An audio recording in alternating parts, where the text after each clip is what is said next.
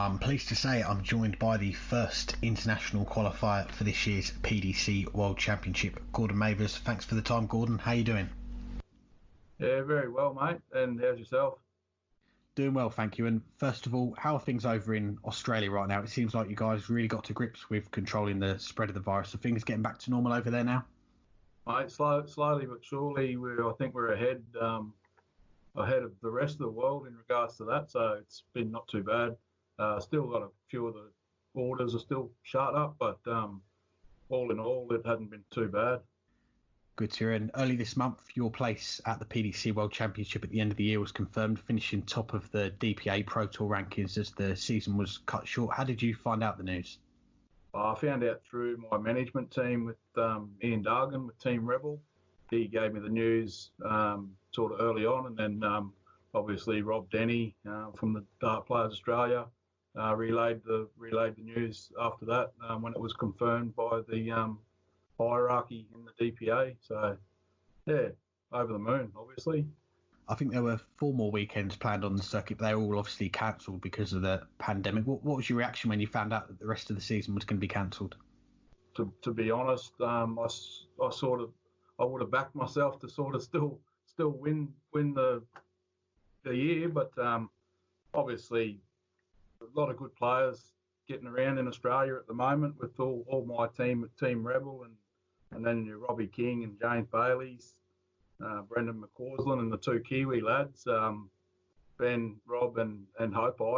But look, I was playing really well at the time when we shut the shop up. So yeah, I was surprised that it came earlier than what I thought. But as well, we need to have that time to sort travel out and stuff as well, with all the travel restrictions still in place. I want to take it back to the start for you in darts. Just having a look online, you won the DPA Australian singles and you were winning events on the DPA circuit in 2012. But before then, how long had you been playing darts and how did you discover the sport? I was playing darts from 1995, 1996. My father got me into darts. He was sort of he was the president of my local darts club. And yeah, it was just a family thing, I guess, and it went on from there. Just competitively wise, it didn't sort of start until around about that 2011, 2012, because I was quite happy just playing social darts, to be honest. Yeah, it was around 2011, 2012. We see your name start to appear in a lot more events in Australia. What made you start to pursue the circuit more at that time? Yeah, so I had a Kiwi lad just come into my local club, and he was driving to all the DPA tournaments. Like he drove to Penrith one weekend, which from my area is about 10-hour drive there and 10 hours back. So he came into my local club, and we had a local tournament coming up on that following weekend.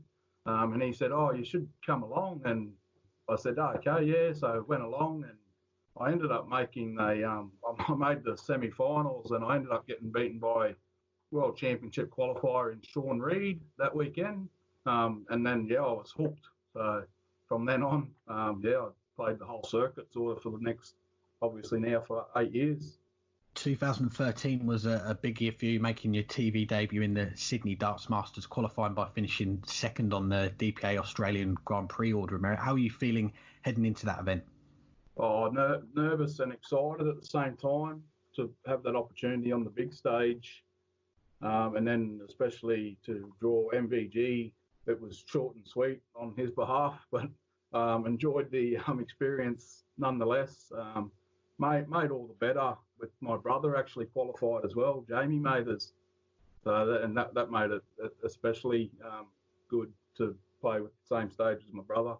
Yeah, you mentioned there that the draw pulled you out alongside Michael van Gerwen, the world number one, and he throws in a 106 average against you. What are you thinking when you're up there on the stage, your first game on TV, and he's doing that against you?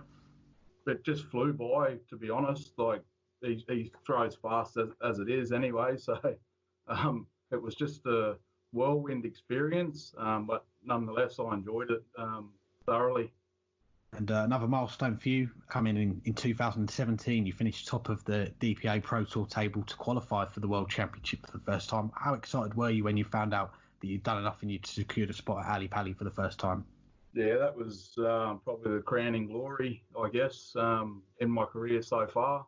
Look, to be honest, I fell over the line. Corey Cadby, which everybody knows, he sort of didn't have to do much on the last day, but ended up falling over. So I fell in. But albeit I played well during the year to have that opportunity. So I guess that was the best part about my career so far. And then to play on the stage at Ali Pali, which everybody talks about and raves about, it didn't disappoint. I didn't get the result, but I was quite happy with the way I played for the first time, and hopefully it puts me in good stead for sort of this year if it gets the go ahead.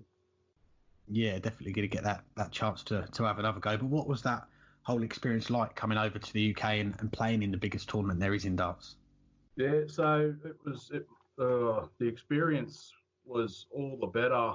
I had my family, my whole family, my wife, my two daughters, and I care for my two nephews, and so they were with me as well. We planned a family holiday actually at the start of that year, so the darts was actually a bonus in a way. And to be honest, I don't think I probably prepared as well as I could have. Having the family there, it was like a holiday. So, but then to experience the stage with my family in the VIP area, there's nothing like that. Fast forward to the start of this year then, and you've made the journey back over to the UK for Q School. Just talk us through what was behind your decision to come over and give Q School a go. Yeah, so I just thought that was the obvious next step in my career, was to have a go at that. I'd always sort of thought that I would never sort of have that go and have that opportunity. Having a large family, look, I'd take my hat off to Simon and Kyle. They've sort of left their sort of families on the other side of the world and sort of did it on their own. I was always one that I could never do that. Look, it was the time that I may have been able to have that opportunity. Family-wise, we were all going to move over. And look, I haven't made any decisions to do it again at the start of next year, but that's always another option to have another go. It's obviously a massive decision, isn't it, for yourself and your family? And we have all respect for players that come over from the other side of the world and try and give it a go. But for you, how big of a decision is that then for you to really give Q School a go, get that tour card and come over? It's massive, isn't it? Oh, absolutely massive. Just off the top of my head, to move my whole family over, it's around about 60,000 Australian dollars, so 30,000 pound. So it's nothing to be sneezed at, so to speak. And then obviously the darts you don't get paid just to play darts. You've got to win to earn money. So yeah, it's a massive, massive decision. Talk to me about your first Q School then. How did you find the experience? Because just having a look at your results, you had your best run on the final day, winning 3 games and making it to the last 64. Yeah, look, experience-wise, I thought I was in a good space, and I thought I was playing quite well. Look, you've got to beat everybody, but I did cop a couple of rough draws there, and I copped a couple of blokes averaging 90 odd when I was averaging around about the same, and just got beaten the first and second round. So obviously they're the hardest ones to get through. Once you get through them, you sort of get into your day a bit more. But as I did in the last day, had a couple of wins here and there. But the experience wise, if I have another go next year, hopefully that might hold me in good stead to have another crack. The next weekend after the Q School, you made your bow in the PDC Challenge Tour, and you had 2 great runs, a last 16 and a semi-final. What did you make of your first taste of the Challenge Tour? Yeah, thoroughly enjoyed it. The competition, look, in the UK, on any one day, there may be like 100 guys that could beat you on the day, and over in Australia here, it's 15 to 20. So just the depth of players I found was the most differing factor than Australian darts. But look, and all in all, I was quite happy with the runs that I had at the Challenge Tour. The plan was to come back over for the remainder of the Challenge Tour year, but until obviously COVID put the kibosh on that. You took that good form back to Australia, though, winning events there, and now you've booked your return to Ali Pali, obviously still 6 months away. But right now, are you confident that we'll be good to go in December with the World Championship?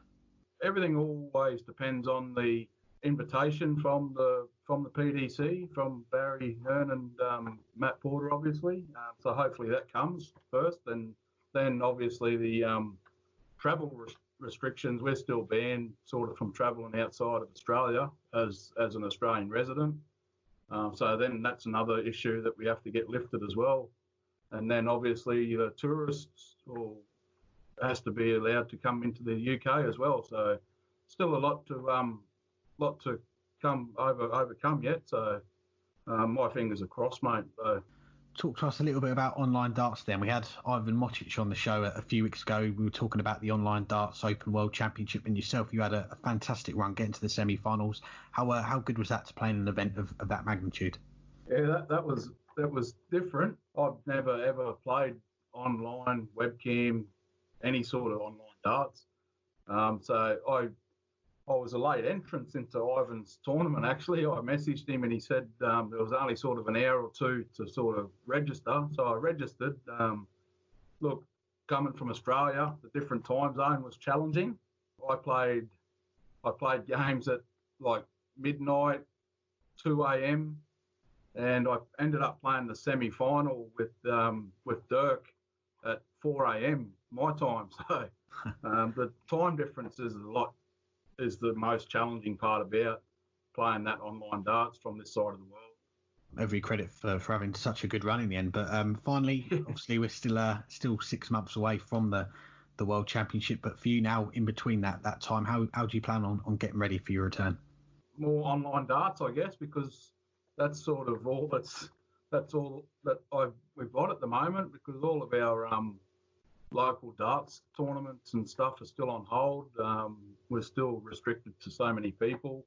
At the moment, for the short term, there's a couple of good online tournaments kicking around. Danny Kilbane from the UK and Ben Hunter, they put on a good one each week.